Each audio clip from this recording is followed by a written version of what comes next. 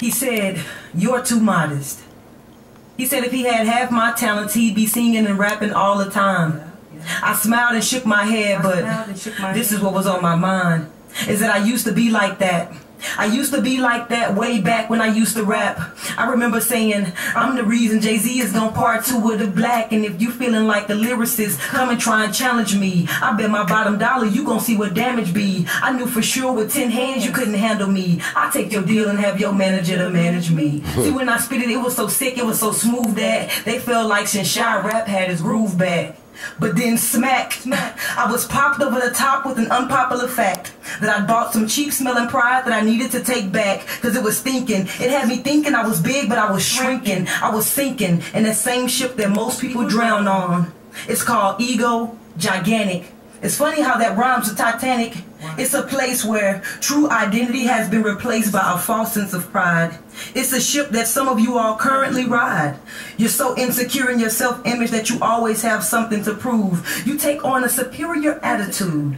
You cannot serve because you don't want to show people that you're inferior. Yet your interior is as cold as Siberia, makes me hot like Nigeria, and disgusts me like bacteria, because pride is an abomination.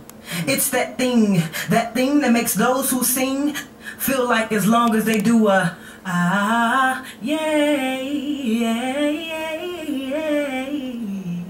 they deserve a championship ring. It's that thing that makes poets and preachers forfeit their opportunity to teach us, designed rather to perform on microphones and stages when it was given to them so they could reach us. And pride is kin to frivolousness. It'll have you spending $100,000 on a dress or a diamond-studded grill that looks a hot mess and some, just to boost your ego when you could have boosted a life, because to me that sounds like someone's college fund. Reminds me of those rappers who do things for no rhyme or reason. Their rhymes have no reason. I rhyme for a reason. I rhyme in this time because I was designed for this season. See, truly knowing who you are and your purpose brings you back down to earth.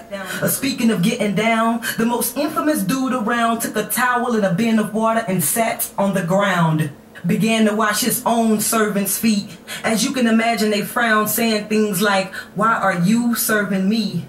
He replied, "I didn't come to be served, but to serve others. So in other words, get like me." So that's why I'm modest. I simply aspire to inspire before my time on earth expires. That's the posture that allowed glory to sneak up on us. It was ridiculous how inconspicuous he was. Jesus, that is. He basically took a towel and a basin and redefined what greatness is. Humility.